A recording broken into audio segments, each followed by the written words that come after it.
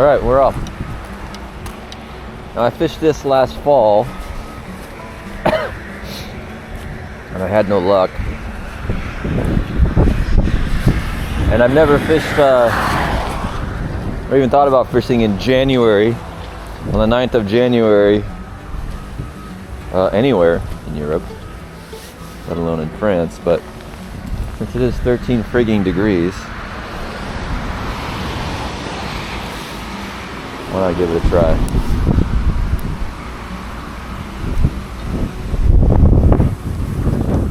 As you can see, it is, you can probably tell from all the wind noise in the camera, it's quite windy. There's no way I'd be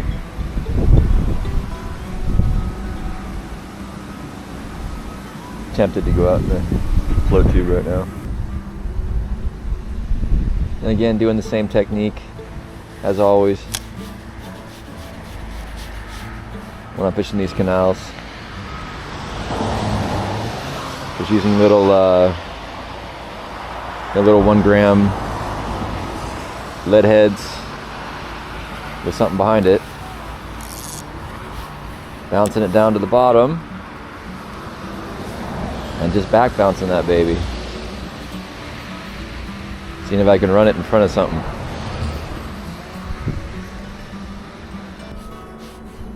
It's crazy mild today, man. Crazy mild. I mean, my hands aren't even cold. I'm not even wearing gloves. It's madness. For January, I'm gonna start walking up.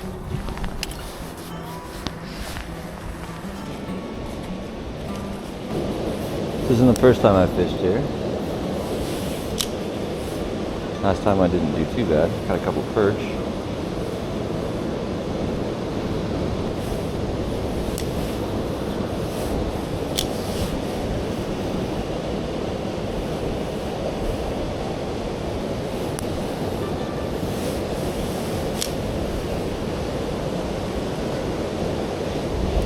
Nah. Come on, you little turd. Rascal. Come on. Let your line loose. Try to get in front of it, not overwork your rod tip. It's not coming out, just lightly bend down. Try to get it out. Oh man, 3 for 3. Hook is bent though, to be expected. After a few of these things with these hooks,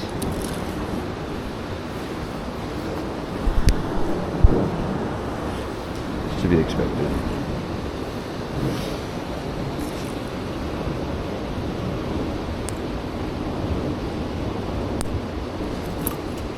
Never throw your trash in the water, or at least try your very, very, very, very best to not leave your trash hanging out in the water. Sometimes mistakes do happen.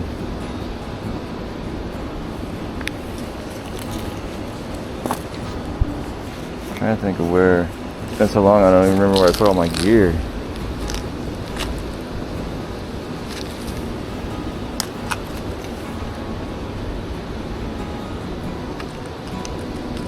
Little 1 grams. These are 1, 2, 1.5s.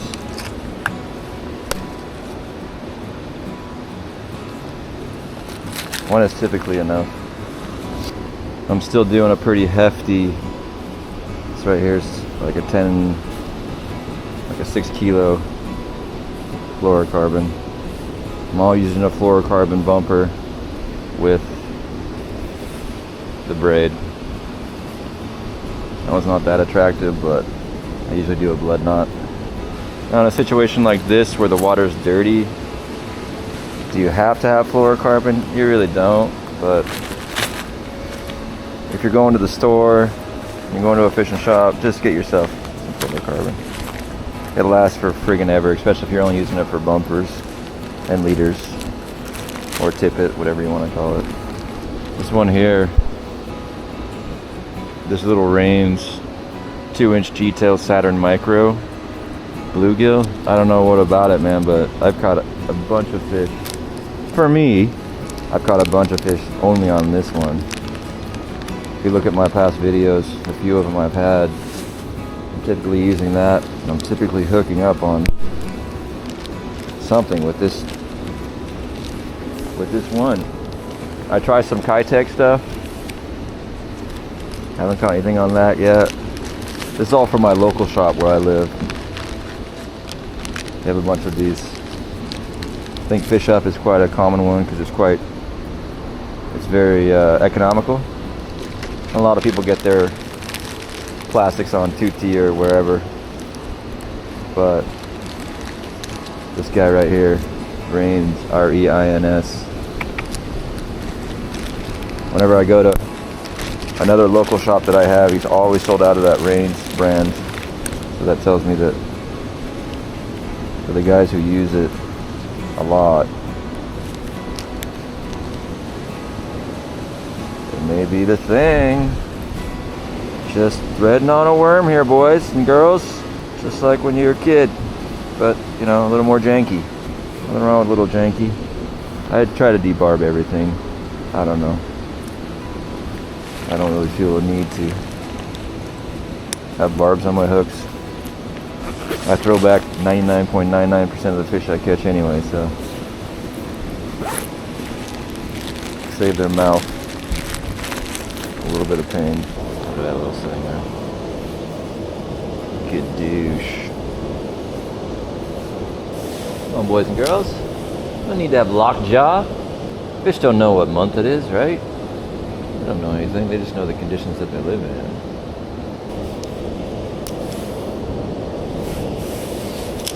The sun's coming out.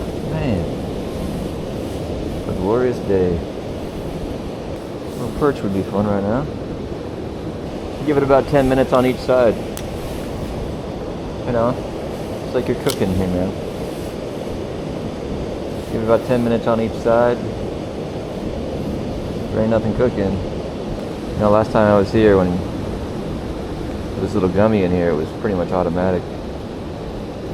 I really think with these predators, if they're here, they're here. If they're hungry, they're hungry. I mean, I guess you could, you know, grid out everything and cast everywhere and make sure you're hitting every single spot, but Jesus, that would be tedious.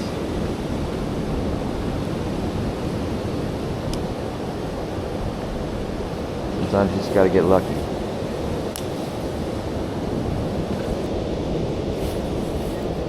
Alright, let's keep moving. We're not bad.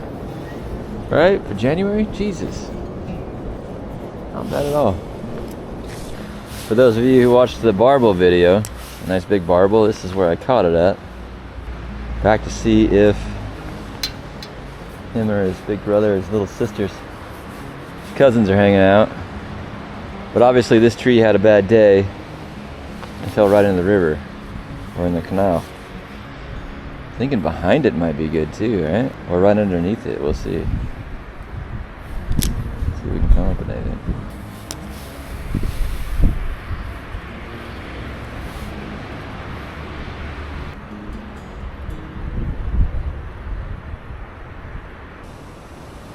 And so just because this is fast water that's going right here, doesn't mean that there's not slow water right directly underneath it. A lot of times people use a little bit heavier,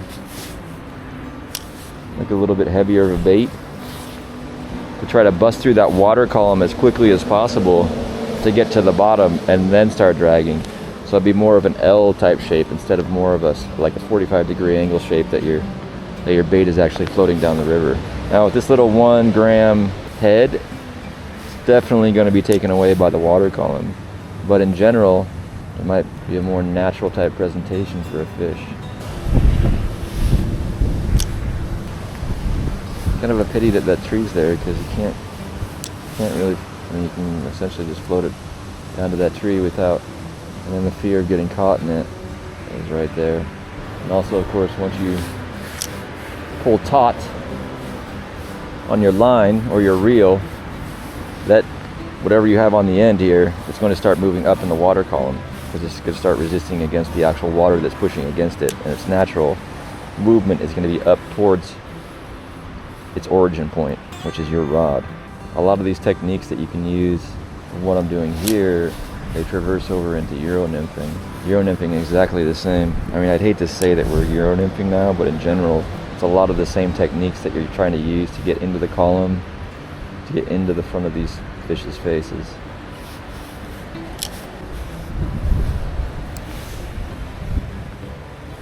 Maybe that tree being down is a man-made thing. I didn't notice that before.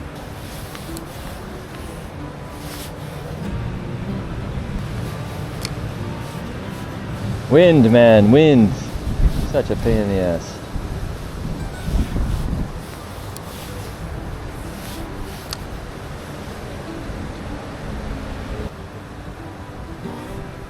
Who can see the wind? Neither you nor I. But when the trees shake their heads, the wind is passing by. Who can see the wind? Neither I nor you. When the leaves shake and shimmer, the wind is passing through.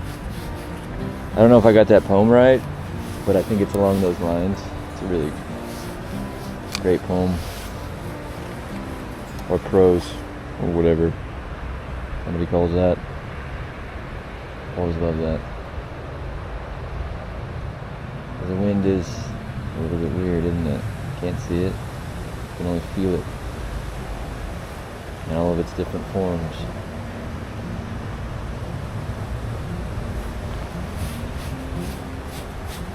Let's see what it does to things. Craziness. Beauty of nature. Even when you are in, next to a Popeyes in suburban France. There's still nature here, guys. There's still nature here. That's for sure. Oh my god. What a terrible cast that was. That might be LG's, boys. I don't have any. I forgot my fluorocarbon at home, unfortunately, so I was going to stay out for about another 20 minutes, but that's going to be it for me. Well, I just, it's not the best of conditions, but still, it gets me out of the house. I've been stuck in the house. Probably a lot of you guys have been kind of stuck in the house, and it is kind of that in-between time in winter where fishing isn't really that prevalent. In France, fishing stops on January 31st, and then you start back up again, I believe, on March 8th. With March 6th or March 8th, you can check the regs on cartepêche.fr. But I would heavily recommend, if you guys ever do think about fishing if you ever are thinking about fishing in France, get the yearly card for, I think it's 108, 110 euros. For me, it pushes me to go at least 5 times, obviously. It's about 20 euros every time you go out if you don't have that card. So if you go out 5 or 6 times during the year, you've essentially paid for that whole card.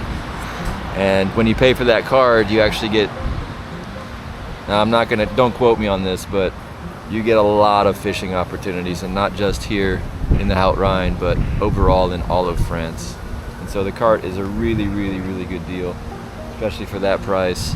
I mean, I know some places, and you guys probably know some places that are 150 euros just to fish for a day. So this is a whole year, and you get all the categories including carp fishing, night fishing for carp, lakes, rivers, streams, trout, barbel, black bass.